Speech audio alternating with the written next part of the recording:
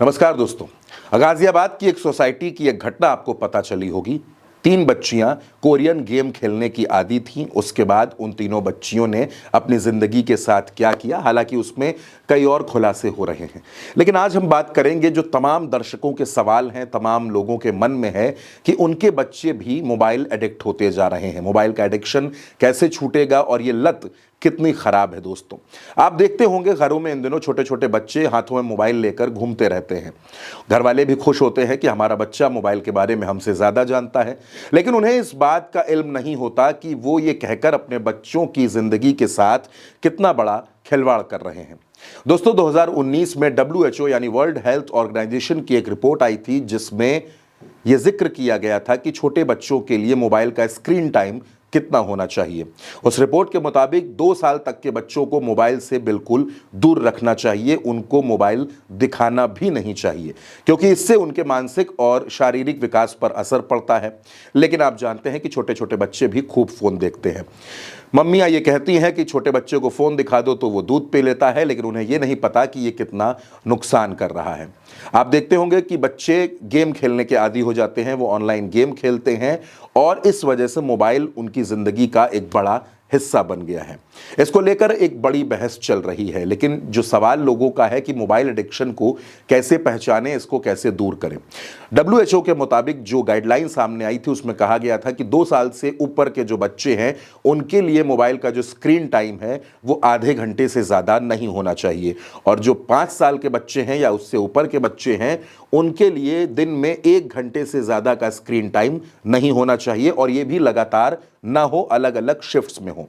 लेकिन अफसोस की बात है कि कोई इसको मानता नहीं है। घर में मेहमान आ जाए तो मम्मी पापा अपने छोटे बच्चों को मोबाइल भेजकर अलग कर देते हैं कि तुम मोबाइल देखो और हम रिश्तेदारों से, दोस्तों से बातचीत कर लें। खैर, अब बात इस पर भी कर लेते हैं कि मोबाइल एडिक्शन आपके बच्चे को हो चुका है, इसको पहचाने कैसे।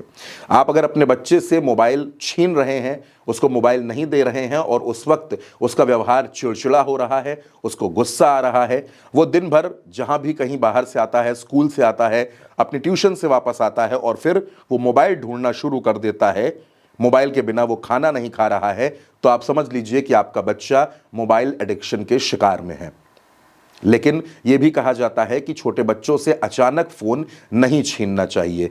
इससे वो गुस्सैल हो सकते हैं, चिड़चिड़े हो सकते हैं, वो खुद को नुकसान पहुंचाने की कोशिश कर सकते हैं।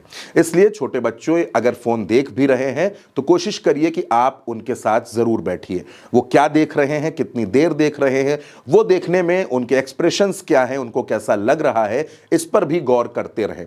यहां एक और बात का जिक्र करना बेहद जरूरी है कि अगर आप अपने छोटे बच्चे से मोबाइल वापस ले रहे हैं, उसको मोबाइल नहीं देना चाहते हैं, तो कोशिश ये करिए कि बच्चों के सामने आप भी फोन ना चलाइए, क्योंकि बच्चे जो देखते हैं वही सीखते हैं।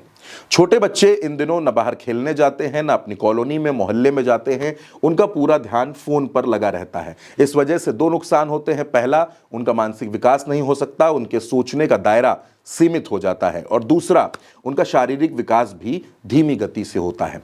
इसलिए यह बेहद जरूरी है कि बच्चों को मोबाइल के नुकसान और उसके फायदों के बारे में तफसील से बताया जाए, अच्छे से समझाया जाए और उनके साथ डिस्कस करके ही उनकी मोबाइल की आदत धीरे धीरे छुड़वाई जाए, क्योंकि ये देश में एक बड़ी समस्या बन गई है। गाजियाबाद की घटना तो हमारे सामने आई, लेकिन उससे पहले भी कई बार हमने देखा है कि कई बार ऐसी घटनाएं सामने आई हैं जहां बाद में सिर्फ अफसोस बचता है। तो अगर आप मोबाइल एडिक्शन को महसूस कर रहे हैं, आप ये महसूस कर रहे हैं कि आपका बच्चा स्क्रीन टाइम से ज़्यादा, जो अलॉटेड स्क्रीन टाइम है, जो तय है, उससे भी ज़्यादा फ़ोन देख रहा है, चिड़चिड़ा होता जा रहा है, तो ये आपके लिए अलार्मिंग पॉइंट है।